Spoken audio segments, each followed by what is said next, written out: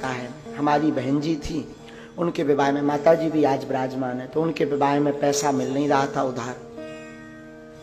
खूब मशक्कत की, बन जाते हैं लाखों रिश्ते, जब पैसा पास होता है टूट जाता वो रिश्ता गरीबी में जो सबसे खास होता है। और बहन जी के विवाह में धन की बड़ी दिक्कत थी।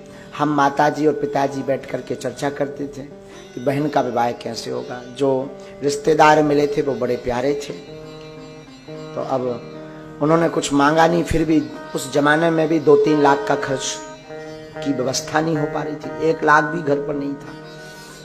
कैसे हम विवाह करवें, कैसे उपहार में दहेज देवें, यही मन में विचार था।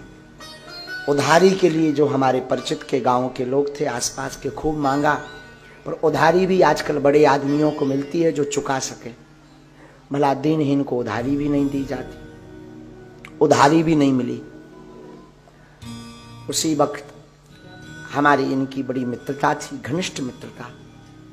तो फोन एक हमारे पास नोकिया मोबाइल था। पुरोहित कर्म, हम कर्म कांडो कथा और दादाजी की सेवा करते थे।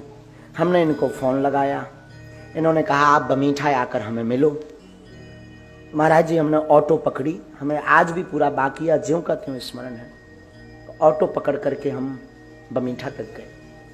ये अपनी मोटरसाइकिल पर हमें बैठा करके बमीठा के आगे एक पेट्रोल पंप है, वहाँ पेट्रोल पंप पे इन्होंने हमें चाय पिलाई। लगभग शाम हो चुकी थी।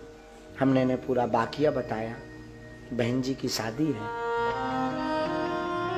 और धन की व्यवस्था नहीं हो पा रही है, शादी को 10 दिन रह गए हैं,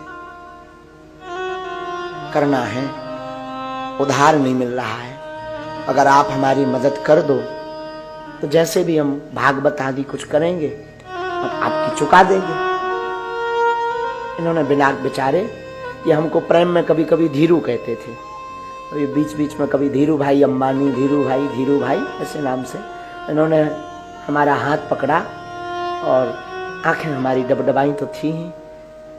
तो हमने कहा कि ऐसी, इन्होंने हमारा हाथ पकड़ा और बोले आप चिंता मत करो और हम व्यवस्था कर देते।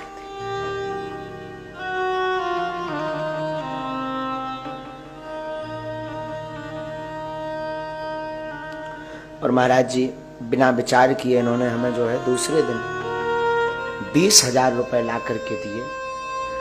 और बात यही नहीं रुकी, उपहार की टेबल से लेकर के, बेड से लेकर के, अलमारी से लेकर के इन्होंने लोगों को जोड़कर पूरा दहेज का सामान ला करके हमारे घर पर रख दिया।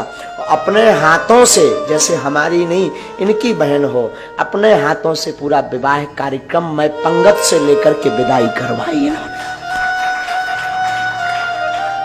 बाद में हम वो रुपया 2 साल बाद चुका पाए। 2 साल तक कोई काम लगा नहीं, भागवत लगी नहीं, कथा लगी नहीं। 2 साल बाद जब हमें गुजरात में एक कार्यक्रम लगा तो उस कार्यक्रम से हमें दक्षिणा मिली। तो हमने रेलवे स्टेशन से बाद में घर आए, हमने इनको बमीठा बुलाया फोन लगा के और इनके हमने रुपया चुकाए। लेकिन बात यह है कि इन्होंने उस वक्त, उस जमाने में जब मुझे कोई नहीं पूछता था, कोई जानता नहीं था, आज तो खूब मिल जाए, पर कीमत 20,000 की नहीं है, कीमत समय की है। जिस समय में उन्होंने दिया, आज के शायद वो 20 करोड़ से ज्यादा हो सकते हैं। अब इनकी बड़वारी नहीं हम कह रहे हैं, हम ये इस बात को कह रहे हैं, काश ऐसा मित्र सबका हो। हाँ, हम चाहेंगे कि बालाजी करें, अगर हमारी बालाजी कथा सुन रहे हो व्यासपीठ से, तो हम निवेदन करेंगे ऐसा एक एक मित्र सबको पगला मिले। हाँ, ऐसे हमारे ये डॉक्टर शेख मुबारक हैं।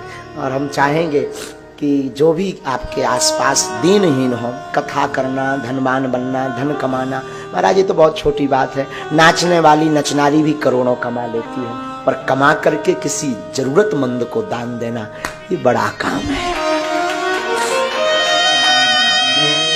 याद आ गई है, आज दिन में हमें दरबार में आए होंगे किसी को लेकर के, हमें याद आई तो हमने कहा चलो भाई, तुम बहुत दिन से तुमने सुनाया नहीं, कुछ सुनाओ।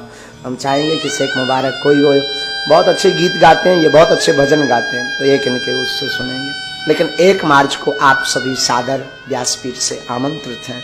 उन बेटियां, अनेक ऐसी बेटियां जिनके माँ नहीं पिता नहीं, अभी तो 108, अगर इनके चरणों की दया रही, बालाजी की कृपा रही, तो एक दिन ऐसा आएगा कि हम 1100 बेटियों का भी पाणी ग्रहण करवाएंगे।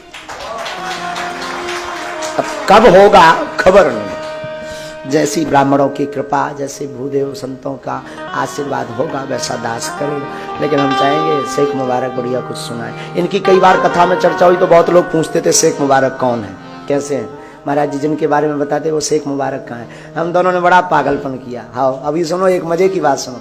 हम दोनों एक बार पन्ना गए हीरा खोदने। हाँ